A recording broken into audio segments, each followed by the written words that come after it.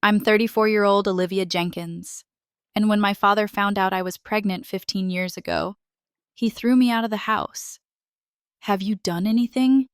He yelled, his expression twisted in disappointment and anger. My family was unaware of the tragic reality of my pregnancy. They opted for brutality over empathy and judgment over comprehension. They are now coming to see my son and myself after a 15-year hiatus. When they witness what their rejection produced, they have no idea what is ahead of them or how their worlds will fall apart. Prior to sharing my tale with you, as I show you how my family's expressions froze as they realized the cruelty they had caused them, please let me know where you are watching from and hit the like and subscribe buttons. I was raised in a modest Hartford, Connecticut, suburb in a close-knit Catholic family. Robert Jenkins, my father, wasn't your typical father. He was a cornerstone of our neighborhood, a proud owner of Jenkins Construction, a business he founded from the ground up, and an elder at First Community Church. People looked to him for guidance, respected him, and looked up to him as a model family guy. Diana, my mother, was the epitome of what a conventional wife and mother should be. She kept our house immaculate, volunteered for every church event, and somehow made sure that dinner was on the table at precisely 6 o'clock every night. Her garden was featured twice in our local home and garden magazine, and her chocolate chip cookies won the county fair 3 times in a row.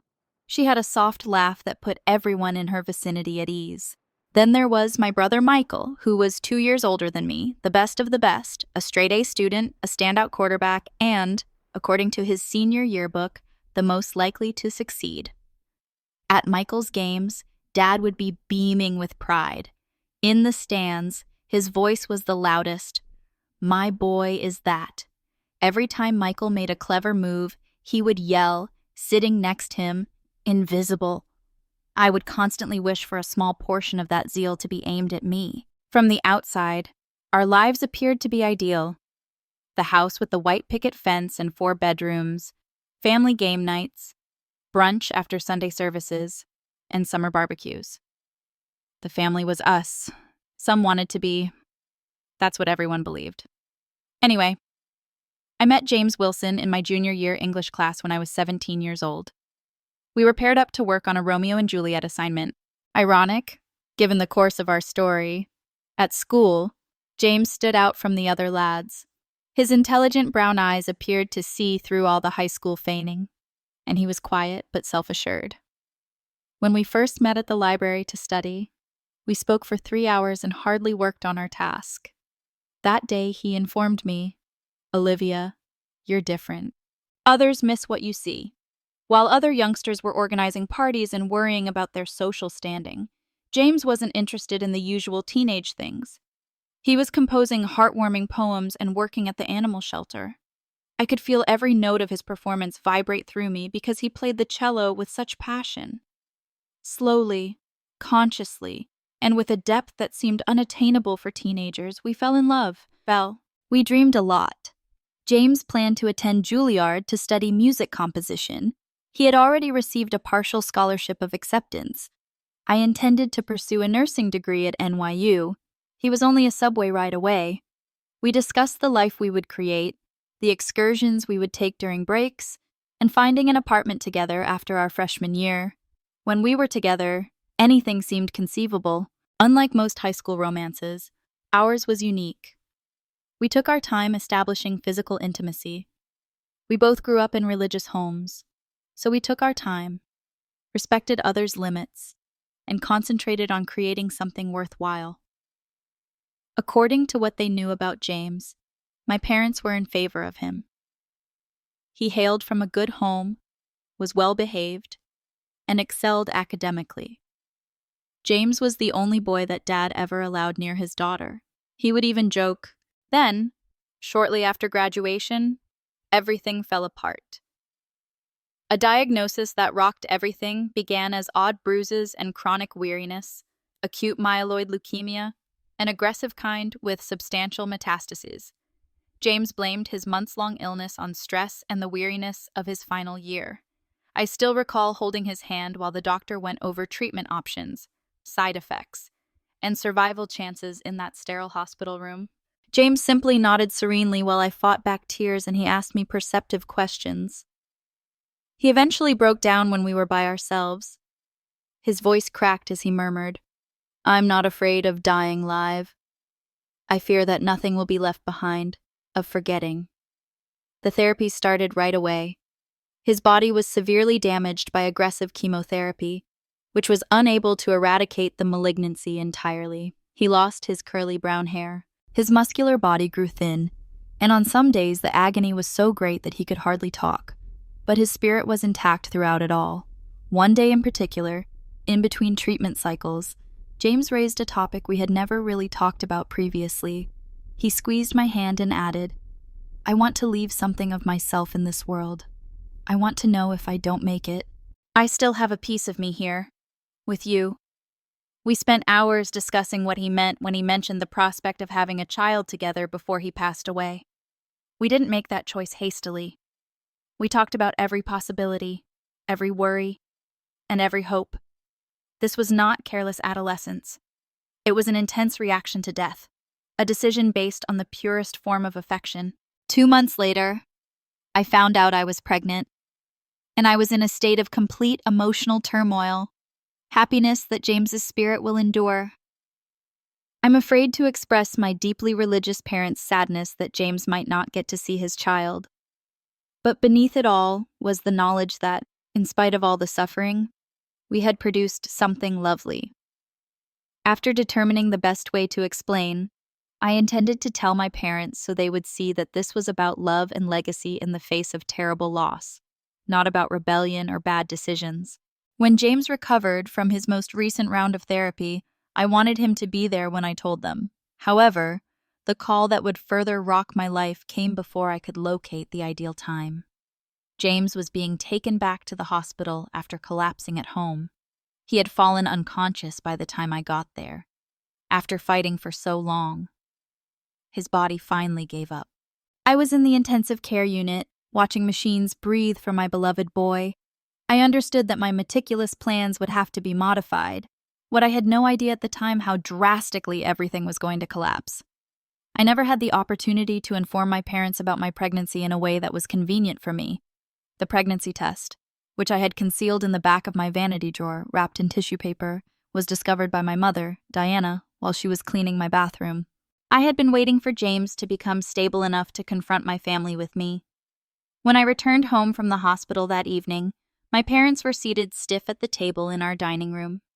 Their faces were harshly shadowed by the overhead light, giving them an unfamiliar appearance, like evidence at a trial.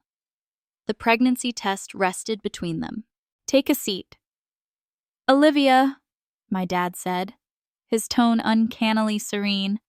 I recognized that tone, the one Dad used when he was too furious to yell. Before I could say anything about James's disease or the love that led to our decision, I saw my hands shaking beneath the table. My dad burst out, "Have you done anything?" China jumped as he slammed his hand down on the table with such force that he shouted, "Following all that we have taught you. After all of the principles we have taught, you discard everything. For what purpose?" Some revolt among teenagers. "Please, Dad." I attempted to interrupt. "It isn't what you believe.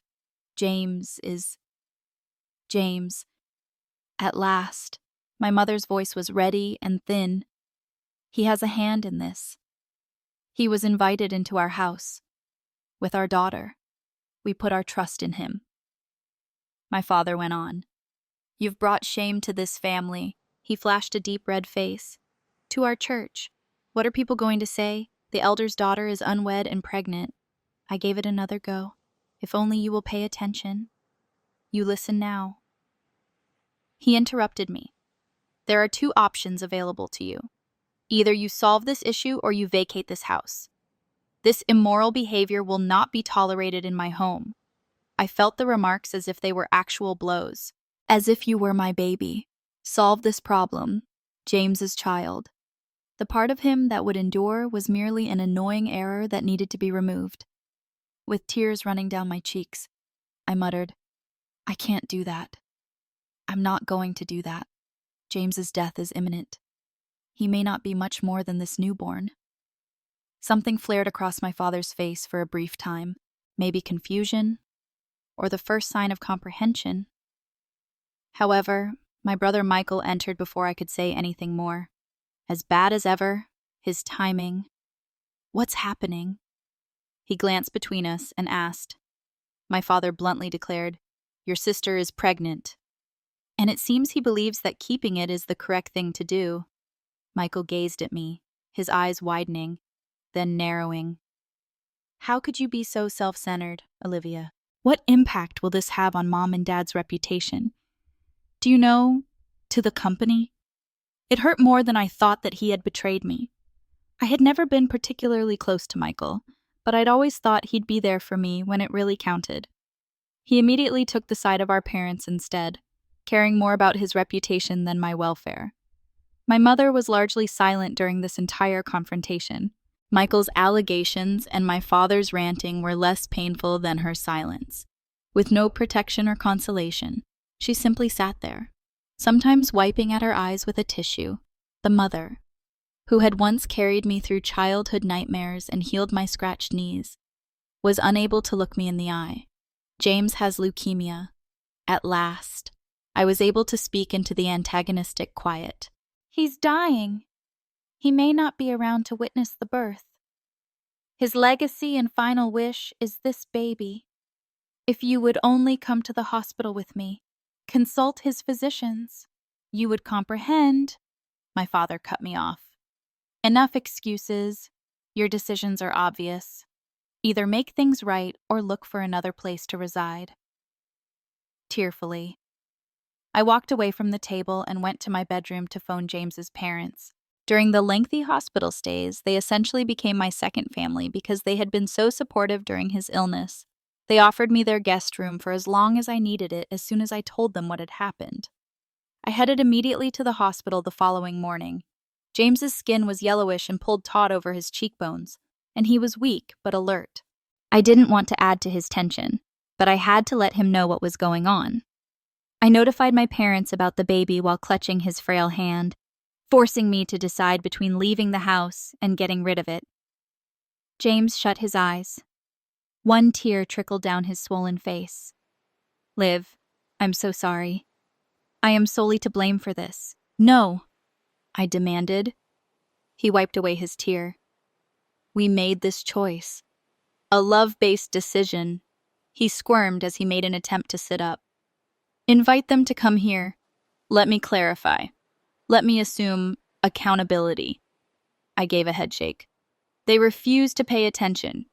Dad has already decided. James reclined, fatigue seizing him once again. He squeezed my hand before he fell asleep. Make me a promise that you will protect our child. Make me a promise that one day you will tell them about me. I kissed his forehead and whispered, I swear. I went back home later that day to gather my belongings in the hopes of averting another altercation. My father, however, was waiting. As though he had been in the living room for hours, he sat rigidly. So you've decided, he said. It's an allegation rather than a question. Dad, you are the one making decisions, I answered, astonished at how composed my voice sounded. Your reputation is more important to you than your daughter and grandchild. He yelled, Don't you dare turn this around on me. This is a circumstance that you made. As I moved toward the stairs, my way was obstructed by my brother. I looked through your phone. His face was a mix of self-righteousness and disdain when he made the announcement. When you were in the medical facility, James's cancer has not been mentioned in any texts. Nothing concerning any severe disease. I felt sick to my stomach. That's because while I'm there, we converse, or I get a call from his parents. You have no right to read my private correspondence. Michael was attempting to comprehend. My dad stood up for him. To discover the truth. It is clear that you are concealing the truth. I gave a sour laugh. In all honesty, none of you have bothered to inquire about my feelings or accompany me to see James. In actuality, you would rather think I'm lying than acknowledge that your ideal daughter made a decision you disagree with. With trembling hands, I tossed clothes and necessities into a duffel bag and hurried upstairs, pushing by Michael. My mother was there at the bottom of the steps when I descended again. Her eyes were rimmed with red. "Olivia." "Please," she said softly. "Consider what you are doing." I briefly believed that she might finally defend me. Perhaps she will be the mother I much needed. "You're squandering away your future instead," she continued. "No, Mom," I said. "My last hope. Dying. I'm keeping it safe. Mine and James's." As I left, my father was standing in the doorway. His last words were more profound than any previous ones. "You are no longer my daughter if you leave with this embarrassing secret." Even though I knew it would be years before I saw his face again, I managed to memorize it by looking him in the eyes. "As soon as you cease to be my father, I cease to be your daughter." After responding, I stepped outside into the encroaching darkness, pregnant, 19 years old, and totally alone. After being disowned, the first few weeks were a blur of sadness and anxiety. I was homeless and had just enough money saved up from my part-time work at the library to get by. I was aware that the guest room James's parents had offered was just temporary. In addition to the financial burden of medical expenditures, they were already dealing with the emotional toll of seeing their son deteriorate. I spent 3 nights sleeping in my car parked outside the hospital so I could use the restaurant and public facilities. With one hand protectively covering my still flat stomach, I would curl up in the back seat and whisper to my unborn child that we would somehow get through today. I frantically looked for a job. Any job that would employ a teenage mother without a college degree or references. Before Sunshine Diner on the outskirts of town took a risk on me. I was turned away from 7 different establishments. After I sobbed in her office, the manager, a stern woman named Patty, hired me as a waitress. She slid a tissue box across the desk and said, "Honey, I don't need your life story.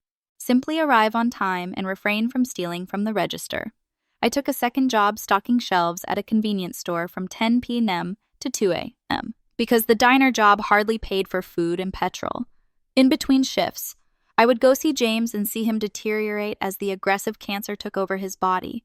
He hardly recognized me on certain days. On other days, while he was still conscious, he would discuss our child and the future he would not witness.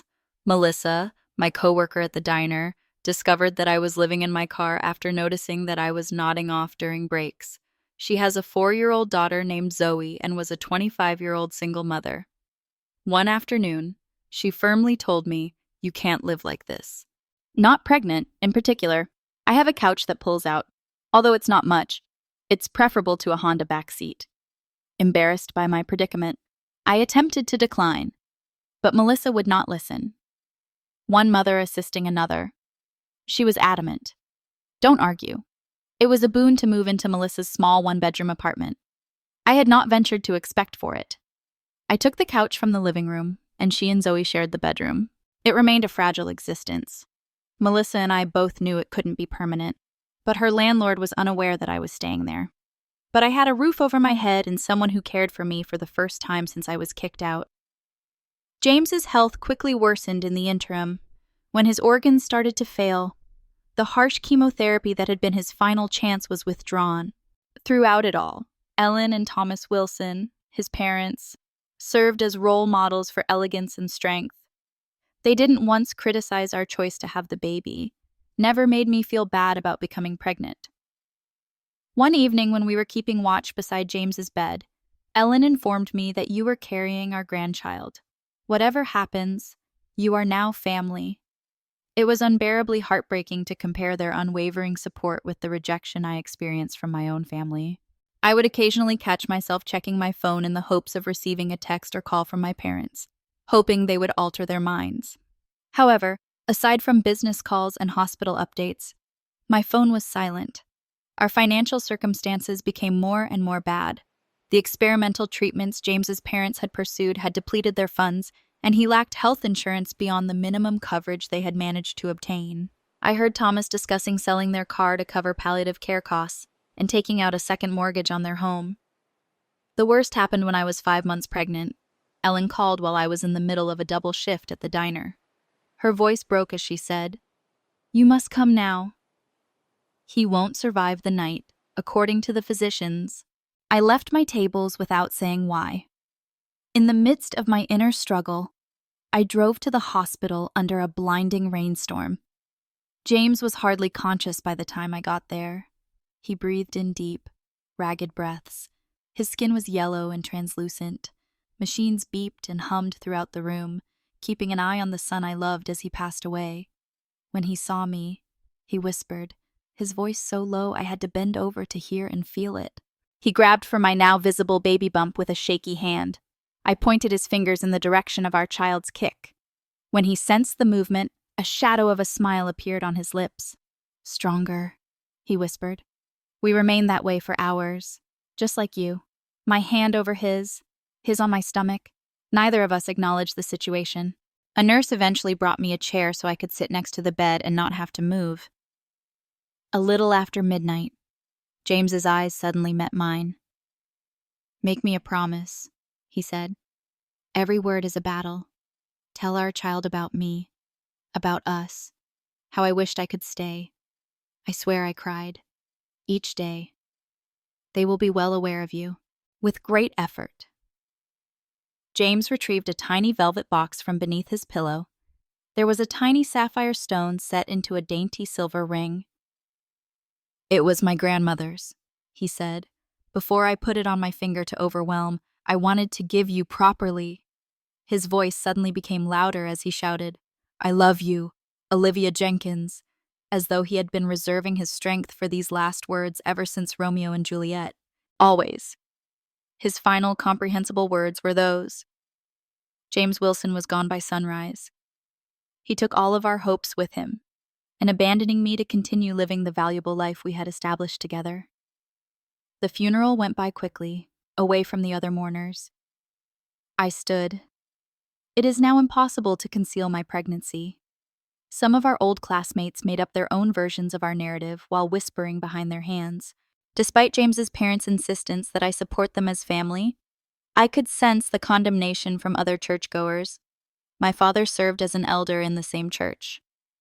2 weeks later, I got a letter from the hospital administration, but he and my mother were conspicuously absent. James had put me as his fiancée on the paperwork he submitted as his next of kin after he took part in an experimental cancer therapy study. I had a right to payment for his involvement. Even though the $3,000 wasn't much, it felt like the lotto to me in my dire circumstances. Ellen Wilson hurried me to the hospital after I called her, scared and alone, shortly after I went into early labor. Ethan James Jenkins came into the world 6 weeks early, but fought valiantly to survive after 26 hours of excruciating labor. He weighed only 5 pounds, 3 ounces, and had a striking dark hairstyle that was distinctively James's. He was laid on my chest by the nurses, this little wonder involving my nose and his father's chin. I also promised something else in silence, whatever it took. I would provide this boy with the kind of life that both his father and I had envisioned. Throughout it all, Ellen and Thomas were present, bringing me food, taking pictures, and assisting with the heavy paperwork. But they broke the bad news 2 weeks after Ethan was born. They couldn't afford to turn down the job offer Thomas received in Arizona. With tears in her eyes, Ellen embraced Ethan for the final time before they moved and said, "We'll send money whenever we can." He serves as our link to James. Without the Wilsons, Melissa, who was battling her own issues, was the only person left in my support network. The hospital study compensation money was helpful for a short time, but it quickly vanished between paying Melissa's rent, buying food, and buying baby necessities. I was severely affected by postpartum depression. On some days, I was scarcely able to move from my bed. There were times when I felt like my soul was being pierced by Ethan's tears. I loved my son fiercely, but the combination of sadness, isolation, and the immense duty destroyed me in a moment of desperate hope. I mailed a birth announcement to my parents' address when Ethan was 3 months old. In the blue blanket, I put a picture of Ethan. James's eyes were stitched by his mother. I wrote, "Your grandson, Ethan James Jenkins, born December 12th, in a similar tone to his father's sad gaze at the camera on the reverse. Weeks went by with no answer. At last, mustering all my bravery. One Sunday. I knew my parents would be home from church with Ethan in my arms, so I drove over to their house. I made my way to the front door along the well-known path. My heart is racing. My dad replied. He appeared older. For one gasping minute, Grace stroked his dark hair, drawing fresh lines around his mouth. I believed I saw regret, maybe even recognition, in his eyes. Then his face became stern. "There's nothing we can say to you," he said bluntly. His gaze purposefully avoided the baby in my arms before I could answer. He closed the door. I was standing on the porch where I used to play as a kid, my son writhing against me, tears running down my cheeks. Just before the curtain returned to its original position, I caught a glimpse of my mother's face moving in the living room window. I see my brother Michael getting out of his own car as I make my way back to mine. For a time, none of us moved as our gazes locked. Michael. I started repositioning Ethan so he could see his uncle. Michael glanced over my shoulder at our parents' house after glancing from me to the infant. He passed us silently, acting as though I didn't exist. That was the day I really started to realize that I was completely alone. I'd have to make myself, no matter what kind of family I had. Everything abruptly went apart 6 months after I made an unsuccessful attempt to get back in touch with my family. After learning that I was staying there illegally, Melissa's landlord threatened to evict me if I didn't vacate right away. Ethan had a dangerously high temperature that same week that refused to go away, even with over-the-counter medicine. I piled our little items into garbage bags while Ethan cried in his makeshift cradle, his fever-stricken small body. One last reminder of how vulnerable we were was the crumpled eviction notice on the kitchen counter. As Melissa bounced her own daughter on her hip, she said, "I'm so sorry, Olivia. It would be okay if it were simply up to me, but I told her that everything was fine. More than enough has been done by you, with nowhere else to go." After packing Ethan and our things into my old Honda Civic, I headed for the emergency department. I was more frightened by his listless whimpering than by his previous shouting, and his fever had reached 103 degrees. Halfway to the hospital, my automobile made a dreadful grinding noise and lurched to a stop. Smoke billowed from under the hood as I frantically steered to the shoulder. I tried restarting it, but it did not work. Not a single click. On the side of the road, sitting, in the back seat with my ailing infant, I have nowhere to call home and my car is dead. At last, something broke inside of me. I sobbed while pressing my head on the driving wheel. Cries of deep rocking came from the core of who I am. Everything came to a head with James's passing, my family's rejection, and the never-ending battle for survival. I also worry that I might lose Ethan. This is not something I can accomplish. I murmured to no one. I'm no longer able to do this alone. I was shocked out of my reverie by a tap on my window. Through my tears, I recognized a familiar face, my Spanish instructor in high school, Mrs. Rodriguez.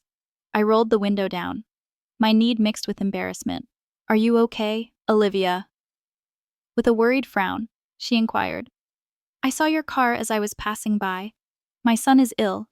I was able to say, "The vehicle broke down. My goal was to reach the hospital." Without hesitation. Mrs. Rodriguez looked at the back seat where Ethan lay, blushing and crying. She opened my passenger door. She said, "Get in my car. Take me to the emergency room. Later. We can take care of your car." Mrs. Rodriguez in the emergency department. Carmen. As she insisted I call her. Stayed by my side as doctors examined Ethan. An ear infection that had gotten dangerously worse was the diagnosis. They informed me that it might have spread to his brain if we had waited much longer. Carmen carefully pulled out my story as Ethan was given antibiotics. The pregnancy, the rejection from my family, James's passing, and our present state of homelessness. She passed Kleenex to me or squeezed my hand as she listened without casting judgment. When I was done, she said in a tone that brooked no argument, "You'll stay with me. I have a finished basement with its own bathroom. It's not fancy, but it's clean and safe. I cannot impose in that manner. I made a feeble protest. When it's given freely, it's not imposing, Carmen said. In addition, since my husband's death, I've been rattling around that house by myself. A little life would be beneficial. After Ethan was stabilized and set free that evening, we were driven to Carmen's little Cape Cod-style house. She noted that the basement was quite comfortable, featuring a small sitting area, a portable crib that she had somehow acquired during Ethan's therapy, and a daybed. As she showed me around, she informed me that this was only temporary, for as long as it takes you to stand again. Temporary, however, does not imply hurried. The pivotal moment was Carmen's generosity. With a secure place to live and dependable childcare, something I hadn't dared hope for, she insisted on watching Ethan while I worked. I could finally look beyond mere survival. Olivia, you're intelligent. One evening during dinner, Carmen told me, smart to be stuck in dead-end jobs forever. How about returning to school? The notion appeared impossible at first. When everything fell apart, I had given up on my dream of going to college. Carmen, however, persisted.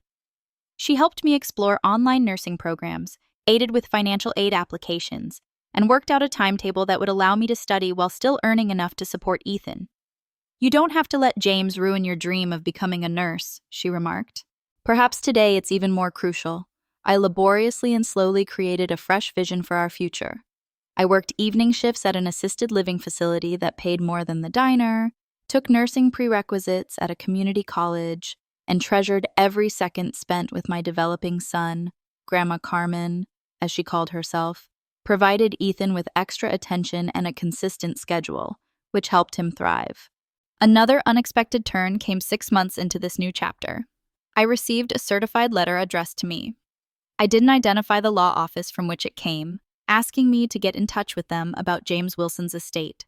I contacted the number on the list, a little startled and confused.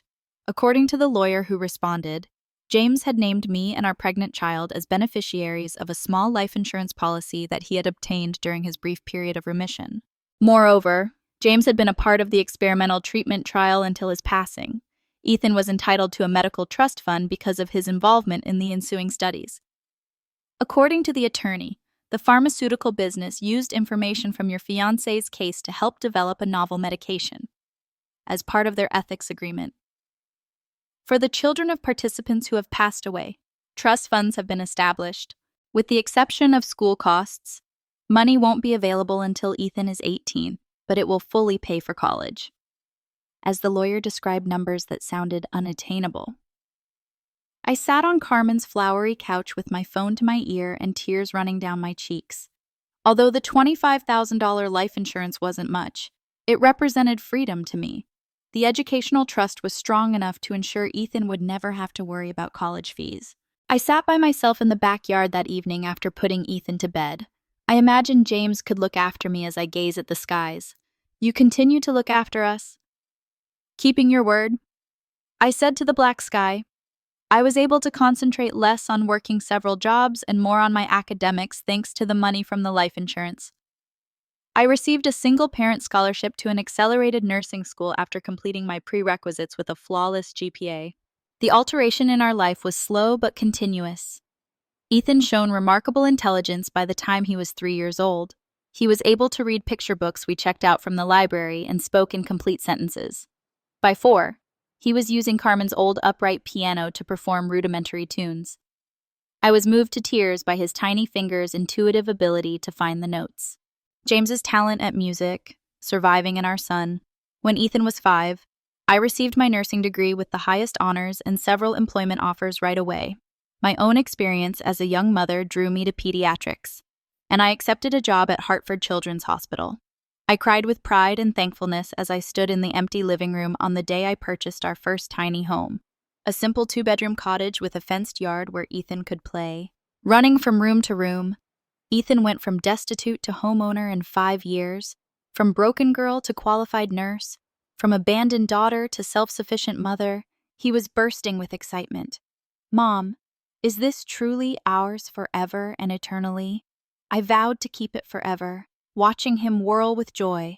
and the slivers of sunshine coming in through our own windows. As I sat on our front porch that evening after putting Ethan to bed in his new bedroom, I became aware of a significant change that had occurred within me. I hadn't experienced the ongoing anxiety and insecurity for years, but it had finally started to fade. Hope for genuine happiness as well as survival. After moving into our first house, we experienced years of steady progress and hard-won stability. My job at Hartford Children's Hospital grew from staff nurse to charge nurse, and by the time I turned 30, I was offered the role of nursing director for the oncology department. It was a full circle of the melancholy times I'd spent with James in identical hallways. Ethan flourished in ways that never ceased to astound me. His musical ability was what really set him apart.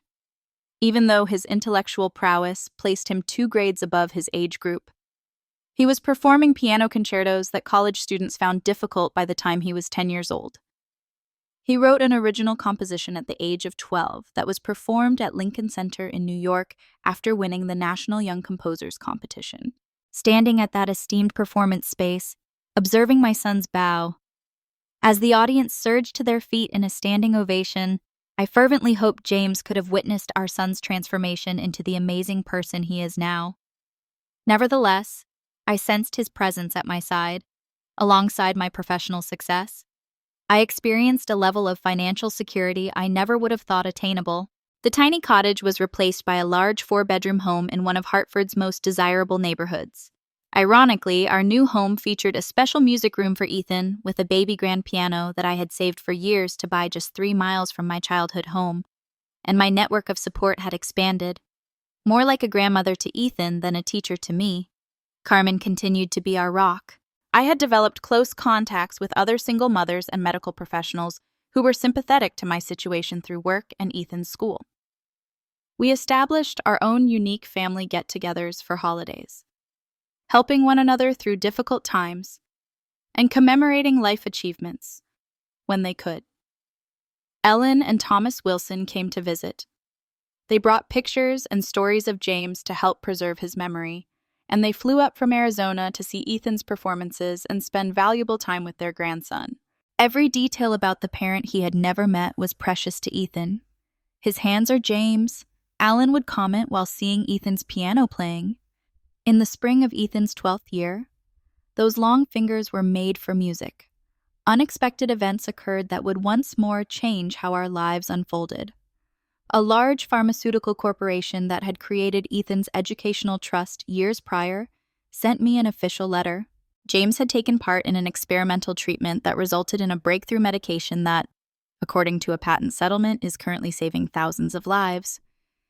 In exchange for their contributions to medical knowledge, the families of the original trial participants were receiving compensation. I sat down in disbelief when the letter described the settlement sum, $3 million plus potential sales royalties. In order to help young cancer patients and their families with non-medical costs like housing, transportation, and childcare practical necessities that insurance never covers, but that can mean the difference between stability and disaster during treatment. I founded the James Wilson Memorial Foundation after speaking with financial advisors and lawyers. The first project the organization worked on was a housing complex close to Hartford Hospital where families of children with cancer may stay for free while they were receiving treatment. Ethan cut the ribbon and performed a piece of original music in honor of the father on the day the James Wilson House opened, which would have been his 35th birthday. All he knew came from images and stories. The opening was covered by local news, which focused on our personal narrative as well as the objective of the organization. Interviews with families who would benefit from the accommodation, pictures of Ethan at his piano, and a synopsis of how our journey had brought us to this point of giving back were all included in the piece. I had no idea that my family's wall of silence would finally be broken by this local news coverage.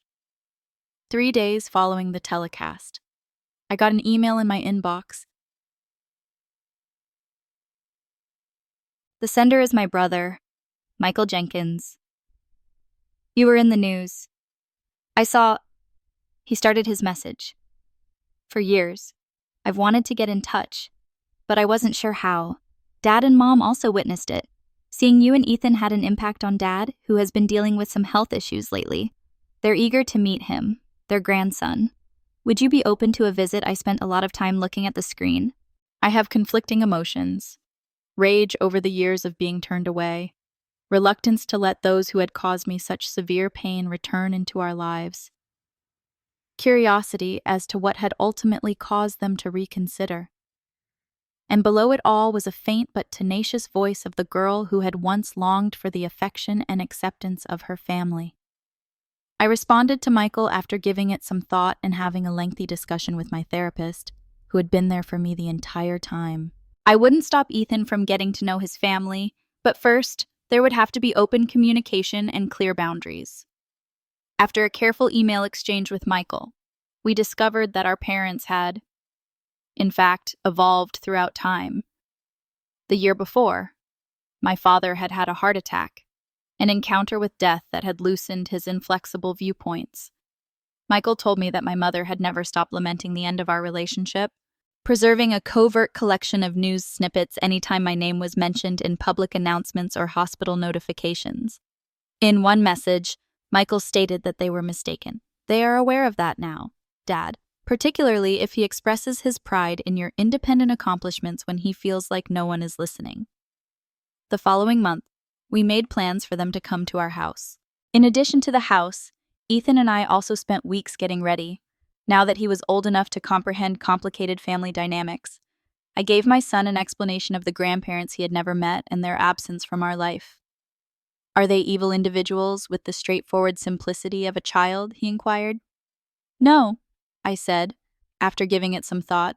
Some people make poor decisions as a result of their fear and adherence to outdated beliefs. However, we'll check to see if they have changed. I wavered between a peculiar peace and anxiousness as the day of their visit drew near. I had established a stable, prosperous, and satisfying existence. And what became of my birth family, I'd be fine with Ethan. I gained a strength from this insight that I had not had during our last meeting. The fortitude that results from self-worth. It was the day my family was supposed to come. I found myself rearranging flowers for the third time, even though lunch wouldn't be served for hours. The oven was checked and the undetectable wrinkles on the sofa cushions were smoothed. Ethan laughed as he observed my anxious energy. He put his hand on my arm and murmured, "Mom, the house is perfect." And so are we. I was occasionally astounded by his maturity at the age of 13. He had had to mature more quickly than other kids in many ways. He was conscious from a young age of our complex past and the lack of conventional family structures in his existence. But instead of improving him, these difficulties had given him a remarkable capacity for knowledge and empathy. An automobile pulled into our circular driveway at exactly noon. I watched from the window as my brother and parents came out, their steps tentative as they surveyed the magnificent outside of our house. Despite being 62 years old, my father appeared much older, firmly resting on a cane. His once dominant demeanor subsided. My mom seemed to be stuck in a time warp. Even though her hair is now entirely gray, it still has the same barb. Michael, who was obviously the physical support they both required, stood between them. I told Ethan, who was sitting at the piano with his fingers softly tracing patterns on the keys, that they were here, a neurotic habit he adopted whenever he felt anxious. "Do you want me to play something?" His voice was smaller than normal as he inquired. "Just be yourself." I squeezed his shoulder and told him, "That's more than sufficient." Before they could ring the bell, I opened the front door. There was an uneasy silence as we all just stared at each other across the threshold of worlds that had been apart for 15 years, because we wanted to dominate this first moment of reunion. "At last," my mother muttered. "Olivia," her eyes welling with tears. "You look stunning." "Come on in," I said. The compliment is neither accepted nor rejected. They moved aside to let them in, filing into the opulent lobby with its crystal chandelier and soaring staircase. Their eyes widened as they absorbed the proof of our accomplishments, pictures of the two of us on vacation in France, Ethan at his piano recitals, and his awards and certificates hanging on the wall. The James Wilson House's opening. Among these, a professional portrait of James taken prior to his illness was prominently displayed. My father's eyes were fixed on this picture, his smile bright and full of the vitality that had been snatched away. He started with a markedly paler complexion. Ethan's fatherhood was confirmed by James Wilson verse. As if on cue, Ethan strolled into the foyer from the neighboring music room. My family was immediately and significantly impacted. My mother's hand shot to her mouth as she let out an audible gasp, with a tiny tightening of his cane grasp. My father appeared to waver. Even Michael appeared in disbelief after seeing pictures of Ethan in the news reports. Anyone with sight could see the explanation. At 13, Ethan resembled James exactly, with the same soulful brown eyes. He had the same well-defined jawline and even stood with his weight slightly off to one side. My straight nose and the dimple in his left cheek were the only features he appeared to have gotten from me. When he flashed a tentative smile, "Hello," he said respectfully, extending his hand the manner I'd taught him. "My name is Ethan Jenkins. I'm glad to have met you." My father was the first to step forward, taking Ethan's hand with a tiny tremble. "My name is Robert," he continued, his voice full of passion. "Your grandfather." The straightforward introduction, recognizing the connection he had long rejected. I almost lost my carefully cultivated poise. My mother went forward next. She was crying uncontrollably now. "My name is Diana." She succeeded. "Your grandmother. Could I give you a hug?" Ethan turned to me for direction. I gave him a small nod, letting him make the decision. He moved forward and let my mom hug him, giving her a clumsy slap on the back in that cutely formal manner teens do when they're not sure they want to be touched. I led them all to the living room, which had a wall of windows looking out over the garden, and suggested that we sit down. We have a lot to discuss. After they were seated, there was an awkward stillness. Sensing the tension, Ethan was the first to speak. "Do you want to listen to my music?" Did he offer, without waiting for a response? Mom claims that music facilitates challenging conversations. He strolled to the piano in the corner of the room and began to play. It was a straightforward, eerie melody that he had written himself, rather than one of the intricate classical pieces he had learned. A soundtrack to the unfolding emotional scene was created by the notes that filled the room. As Ethan went on, I whispered, "James played cello. Juilliard accepted him before he became ill." Feeling ill? The question hung thick in the air as my father asked it again. The truth has to come. With Ethan's music playing in the background, they had refused to listen 15 years prior. After graduation, James was diagnosed with leukemia. I eventually told them everything about it, including his dread of leaving nothing behind, our determination to have a child together before he passed away, his last days, and the vows we made to one another. Ethan was never introduced to him. I finished, speaking steadily in spite of the agony of reliving these recollections. Though he didn't know if we would be all right, he passed away knowing that he was giving us a part of himself. During my story, my father's face changed from that of a strict patriarch to that of a broken man facing the enormity of his error, as if attempting to commit Ethan's features to memory. My mother occasionally glanced up at him at the piano while sobbing softly into a handkerchief. Finally, in a barely audible voice, my father replied, "We didn't know about the cancer. We believed I had attempted to inform you." I repeatedly stated the facts in my response without making any accusations. "You wouldn't pay attention." He lowered his head and said, "No, we wouldn't." Michael leaned forward after remaining silent up until this point. "That day, I was searching for evidence when I searched through your phone. You told a falsehood. Since it was simpler to lie than to accept what was taking place, I wanted you to be lying. I persuaded my parents and myself that you were making it up because I couldn't uncover any texts regarding James's condition." What transpired after my mother asked in a tiny voice following us, "Following your departure." I shared the difficulties with them at that time. The many jobs, the early birth, the nights spent in my van, and the extreme poverty. I told them about the generosity of James's parents, their eventual relocation to Arizona, how Mrs. Rodriguez discovered me sobbing on the side of the road with a feverish infant, and how hard work, education, and the unexpected blessing of James's life insurance and the pharmaceutical settlement allowed me to gradually rebuild my life. I saw my father's complexion lighten during my story. He was having trouble breathing. He lowered his eyes as though in grief when I told him about how I stood on their doorstep with baby Ethan and was turned away. Remorse filled my mother's voice as she interrupted. I remember that day. Through the window, I caught sight of you. I wanted to go see my grandchild, but I was unable to. I walked past you like you were a stranger because I was a coward, Michael continued. Ethan, my nephew and sister, had ceased playing and was now sitting next to me on the couch, his hand touching mine. I gained the courage to ask the question that had been bothering me for 15 years because of him. Why now, I just asked. What's the point of reaching out now? My dad cleared his throat. He had tears in his eyes. Last year's heart attack. It forces you to consider what is important, what you have lost, and what you may never be able to get back. He hesitated, clearly straining. The foundation was named after James and Ethan, who played the piano, and we saw you on the news.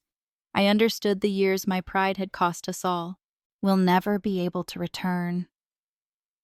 We are not requesting forgiveness, my mother hastily added. That is not fair to us. We only wanted to meet Ethan, confess our horrible error, and express our immense pride in the woman you have grown into. Ethan squeezed my hand without our assistance, a tacit expression of solidarity. I kindly corrected. I didn't do it all by myself. When they could. James's parents offered assistance. When we had nothing, Mrs. Rodriguez provided us with a house. In the absence of my own family, friends became family. And I was yours, Ethan added, grinning a little. Yes, I replied, grinning back at him. You were constantly with me. Ethan abruptly rose up, breaking the tense silence that had returned. He declared, I'm going to get the photo albums. After he leaves the room, you should see what you missed. I spoke straight to my family. Going forward, I'm open to trying to establish a relationship, but limits must be established. My top priority is Ethan. He has always been aware of you, but he also understands why you were not a part of our lives. You must be dependable and unwavering if you wish to be his grandparents and uncle right now. Anything my dad said, right away. I decided that we would begin slowly, regardless of the phrases you used, dinners, occasional visits. Let's see how it turns out. Ethan brought his school portfolio and a few photo albums back. I want to show you something first, he continued, revealing a certificate bearing the emblem of a prominent music school. Like my father, I was accepted to Juilliard's pre-college program. Before my father spoke, my parents exchanged astonished looks, his voice husky with emotion. Ethan, your father would be so proud of you. How about us? Something changed in my heart for the first time since they got here. Ethan started showing them pictures that told the story of our life together, which may have been the first step toward healing rather than forgiveness. I excused myself to see how lunch was going since I needed some alone time to analyze the conflicting feelings in the kitchen. I took a long breath through the doorway while leaning against the counter. Ethan's lively voice could be heard as he described his creations. My mother's polite questions, my father's startled responses, the sound of family damaged, imperfect, but perhaps not beyond repair. I touched the sapphire ring I still wore on a chain around my neck. James's grandmother's ring that he'd given me on his deathbed. We're all right. I conveyed a message to him across whatever divisions separated us. We succeeded. Additionally, it's possible that our family is returning to us. The months after that first unpleasant meeting brought modest, cautious moves toward repairing family bonds. I allowed room for new relationships to develop while maintaining strong boundaries and refused to act as though the past had never happened. My brother and parents gradually gained their positions in our family by being there and making sincere attempts. Our first Thanksgiving together was awkward but meaningful. thanking God for second opportunities and the bravery to bring them around the table. Ethan insisted on repeating grace. In addition to my brother and dad, I also saw Mrs. Rodriguez, James's parents, who had flown in especially for the event, and hospital co-workers who had become close friends. It was a web of connections. Some made via blood, others through love and hardship. As she watched Ethan play a difficult piano piece for his grandfather, Ellen informed my mother. Ellen and Thomas Wilson meeting my parents for the first time could have been tense, but Ellen's gracious nature prevailed and we've all lost time with this wonderful boy. Let's avoid further garbage. Our trip included family therapy, just my parents and me at times. Occasionally, Michael or Ethan are included. During those sessions, people spoke up about unpleasant facts that had been suppressed for years. I cared less about my daughter's needs and more about what the church elders would think. During a particularly candid session, my father acknowledged that I made the worst mistake of my life by choosing reputation over love. My mother disclosed that she had a hidden box filled with community honors, nursing school graduation announcements, and media clippings about me. Anything that contained my name that she could locate. I couldn't resist your father because I was too weak. Then she admitted it. However, my love for you and my concern for my grandchild have never diminished. Although the sorrow of abandonment was not lessened by these admissions, they did help me see that my parents were not monsters with the capacity for love, but rather very flawed people who had made horrible decisions. This realization was essential to my personal recovery.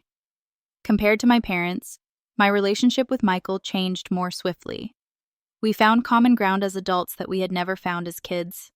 Ethan was given the extended family ties he had always desired when his wife and 3 girls accepted him as a cousin and nephew. The James Wilson Foundation broadened its scope by establishing a second family housing center and a scholarship program for young musicians facing medical challenges. And I managed to preserve the life and independence I had earned while my career progressed with the promotion to Chief Nursing Officer of the pediatric hospital. At the age of 14, Ethan was excelling in the Juilliard pre-college program and traveling to New York City every weekend for rigorous academic instruction, inspired by the father he never met. His piece Legacy was chosen for the New York Philharmonic's Young Composers Showcase, an almost unprecedented accolade for a person of his age.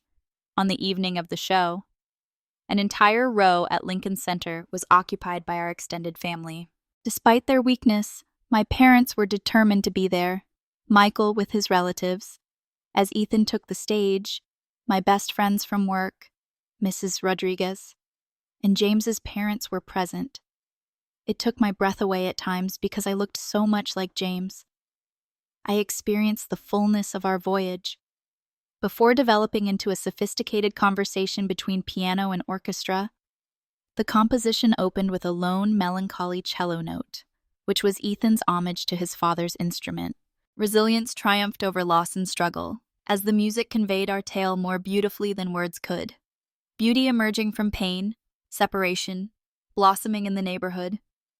I stroked the sapphire ring that I still wear around my neck on special occasions as the last notes faded and the audience erupted in ovation. As I watched the miracle of our baby and the life we had forged from the ashes of dashed hopes, I could practically feel James by my side. In the silence of our hotel room later that evening, Ethan asked me a question that surprised me. Will you ever be able to fully forgive Grandpa and Grandma? I gave his question a lot of thought. Ethan, forgiveness isn't a single instant. I've forgiven them enough to let them enjoy their current selves in our lives while remembering what transpired. Right now, that's the forgiveness I can offer. He gave a contemplative nod. James would wish for your happiness. You often tell me that about him. He would. I'm really, really delighted that I agreed. It was accurate. The journey to this point had been unbelievably challenging, filled with suffering I wouldn't want anyone to experience. However, that same traumatic experience had made me stronger, kinder, and more driven than I otherwise may have been. I learned that family isn't just about blood, it's also about who sticks together when all else fails. It had demonstrated to me that my value was based on my own fortitude and decisions rather than on the approval of others. Above all, it had provided me with Ethan. the living example of love that endures beyond death, and the constant reminder that our greatest benefits can occasionally arise from our most profound wounds. We had a memorial concert at the Foundation building the following spring, which was the 15th anniversary of James's passing. Ethan raised money for the next family housing project by performing with musicians who had contributed their time. My parents went, my father now in a wheelchair, but his mind still bright. My mother hovered close by, protective, following the music. Attendees socialized at the reception. My dad gestured to a peaceful place. I have something to tell you, he began, his voice trembling with emotion and age. I should have stated that years ago. As I sat next to him, I saw how the once tough man who had rigidly dominated my youth had become softer with time. I was mistaken, he replied plainly. About all I taught you about conditional love, not just about kicking you out. True love, perfect conduct, or fulfilling expectations are not prerequisites for God's love. It endures despite errors and discrepancies. That's the kind of love I didn't give you. And my biggest regret is that I grasped his grizzled hand. Dad, we can't go back in time. No. He concurred. However, Olivia, I want you to know that I see you now. Without any guidance from us, I can see what a terrific lady you are and what an amazing mother you have become. And becoming your father makes me incredibly proud. Those words, the recognition and apology I had sorely needed, came over me with unexpected healing power. Even though I didn't deserve that privilege, they sealed a wound I was unaware was still open. But they were unable to undo 15 years of absence. I never could have imagined how life would continue to unfold. Our familial ties are nevertheless sincere despite their complexity. Beyond myself, the foundation and my work give me meaning. Every day, Ethan develops into a more unique individual, continuing James's legacy while forging his own. I've discovered that there are no tidy, foreseeable patterns in our stories. Sometimes the individuals who ought to love us without conditions absolutely let us down. Strangers can sometimes save lives. Our greatest talents can occasionally be found in the darkest circumstances of our lives. Most significantly, I've discovered that our choices about how to move on define us rather than who abandons us.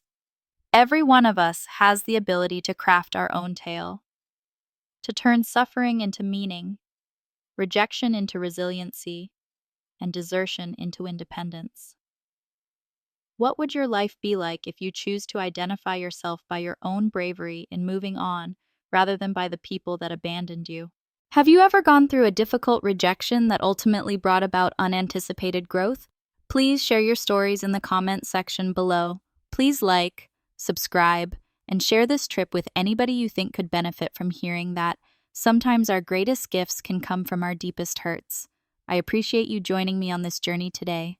And never forget that your steadfast trust in yourself determines your value, not those who are unable to recognize it.